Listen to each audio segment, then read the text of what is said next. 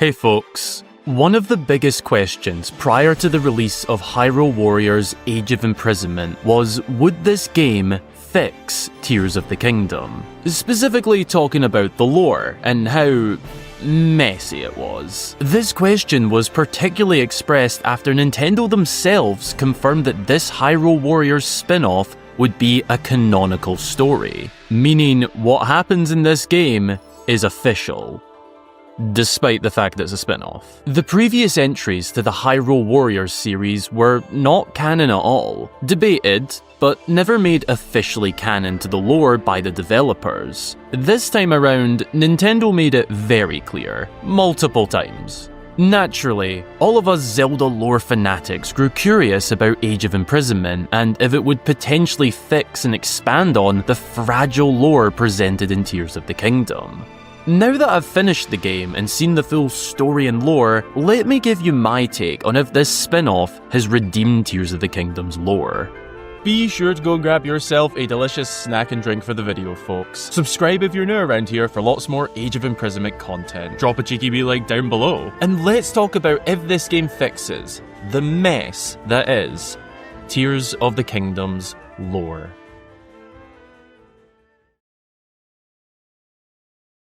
This video may of course come off partly subjective to my experience, but I've tried to take a general fandom-wide view, but please know I am aware some fans have more issues beyond what I'm about to mention. This is of course my opinion at the end of the day.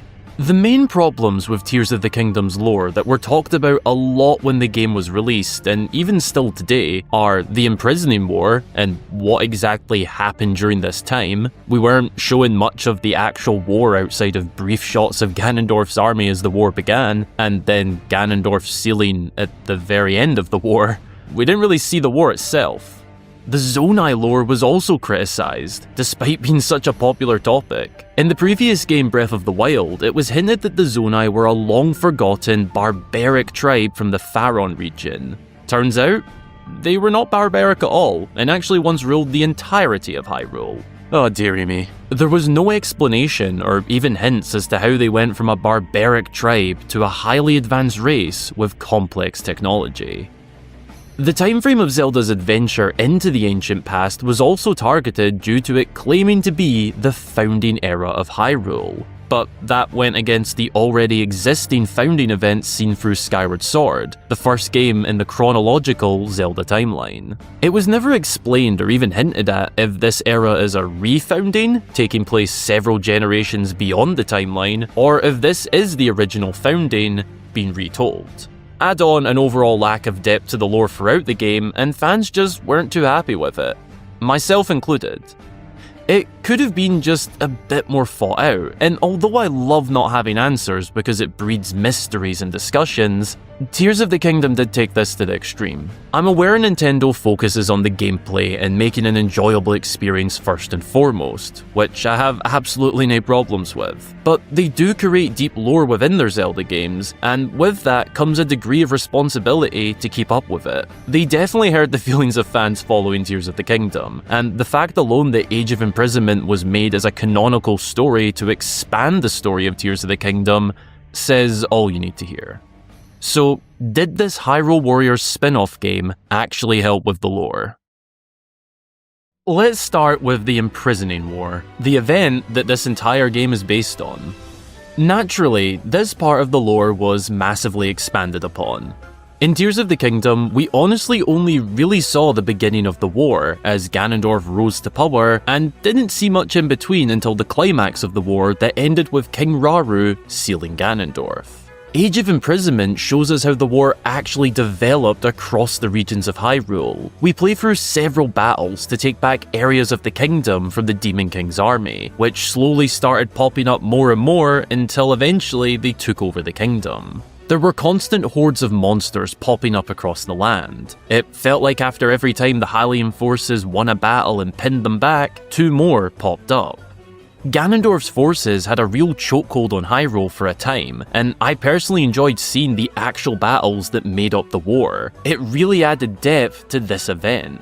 seen Rauru form the mighty alliances between the races of Hyrule, crowning champions with the Envoy masks and later the Secret Stones. New pieces of lore like the Stormwind arc of the Rito being a crucial aid in the later stages of the war were really neat additions.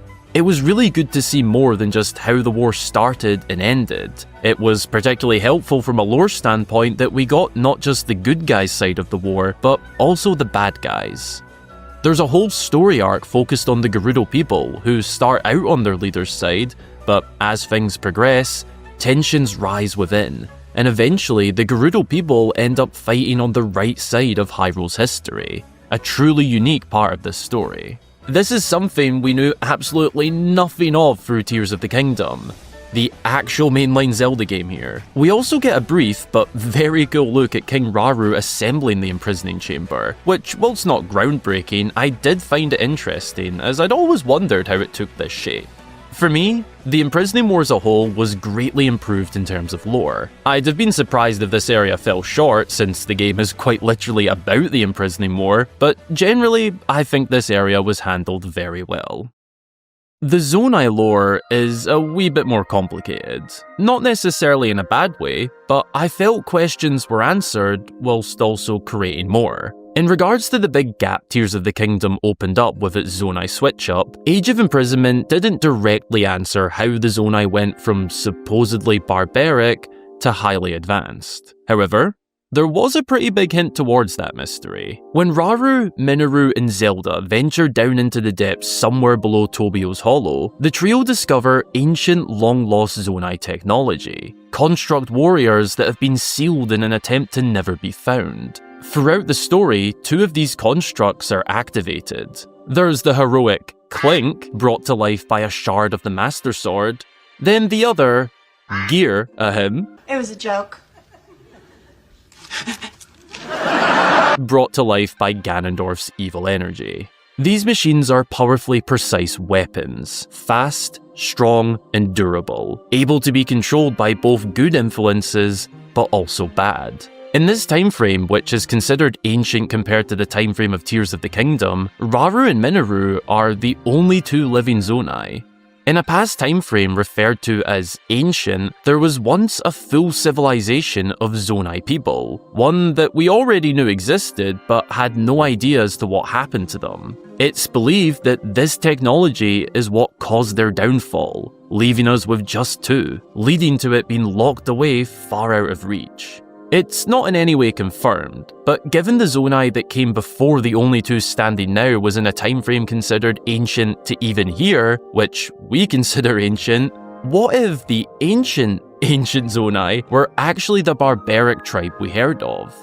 Granted, they would have still been quite advanced with their technology, but perhaps they were labelled as barbaric for both creating such a weapon, but also not being able to handle such a creation. There's no answer, but it's possible.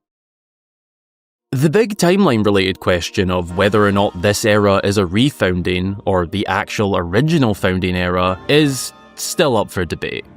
This founding era was generally expanded on, and that was quite good. We learned a lot about the significant people of this time, such as Linalia and the Hylian captains who played crucial roles. We see lots of ancient Hyrule, but there's no hints or indications towards this being the original founding or not. We know there was a time considered ancient to this area, as just mentioned, which, if this is a telling of the original founding that we saw in Skyward Sword, then perhaps that ancient time is the pre-Skyward Sword era. But I've just never known where I stand when it comes to this mystery. There's valid points to both sides. I've gone between the two for a while, but I think I personally land more on the side of this being a refounding of Hyrule, but Age of Imprisonment unfortunately doesn't confirm anything. There are several other points in the lore that Age of Imprisonment expanded upon and improved. Zelda's early days in ancient Hyrule brought us lots of new information, even running memories from Tears of the Kingdom, directly expanding them and showing us further conversations and perspectives. Most notably, the Gerudo Assault memory, which previously was only seen from Hyrule's perspective. We now have an expanded look at this event, showing us the Gerudo side of it and how they didn't really want to attack Hyrule, they simply followed orders. Lunalia is a new character who brought tons of new lore to the game. She lives within Hyrule Castle and serves as a chamberlain. She's always documenting events and keeping track of stories. It's revealed at the very end of the game that Lunalia was the one to create the murals that would eventually be discovered deep below modern-day Hyrule Castle. She's also the one behind the ancient texts found across the sky in the modern day. While written in Hylian, the written language back then would have obviously been different to that of 1,000 years later, hence why we need to translate them in Tears of the Kingdom. But it's cool to know that it was Lunalia that created them.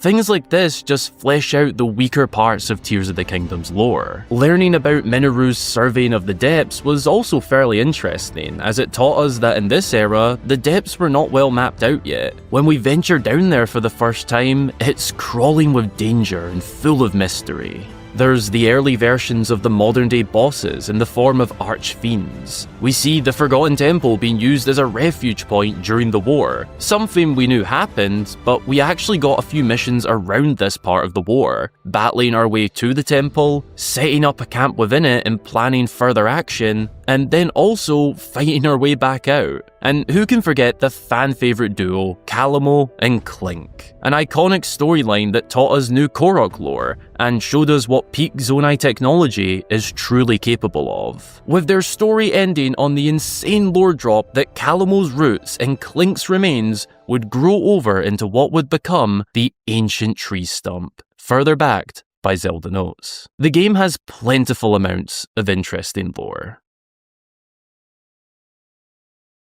Does Hyrule Warriors Age of Imprisonment fix Tears of the Kingdom? Aye, it does. For me personally anyway, it definitely did enough to fill in the lacklusterness of Tears. Looking back at that game now, I view its lore in a better light knowing all of the information that Age of Imprisonment gave us. To me, that means it's fixed it. It feels like I've learned what really should have been a part of it originally, at least a lot of it. Age of Imprisonment obviously doesn't 100% fix and fill everything in, and it was never going to. It shouldn't have been this game's responsibility to fix anything in the first place, but this is how things turned out. And I personally feel that this was the ending that the wild era of Zelda deserves. If this era had closed out on Tears of the Kingdom as it was, I'd have looked back on it with bad taste. This canonical spin-off has restored my view on the lore. There are of course many new questions and mysteries, as well as some left completely unanswered, but that's part of Zelda games, and I'd never want everything to have answers. That'd honestly be boring. Having mysteries to question and investigate, coming up with our own theories and ideas is part of the fun. Tears of the Kingdom just lacked a wee bit too much. I've never really been massively bothered when a game lacks answers. More so, I'm intrigued by that, but you've got to give at least enough to allow ideas and theories to flourish. That's where Tears went wrong, and where Age of Imprisonment picked up.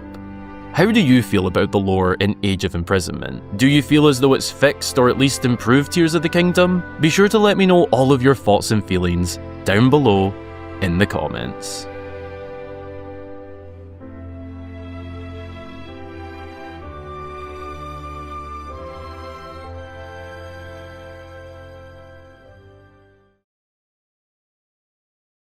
Thanks a ton for watching, folks. I really hope you enjoyed the video, and if you did, be sure to subscribe to the channel for lots more fabulous Zelda content from myself. And drop a cheeky wee like down below.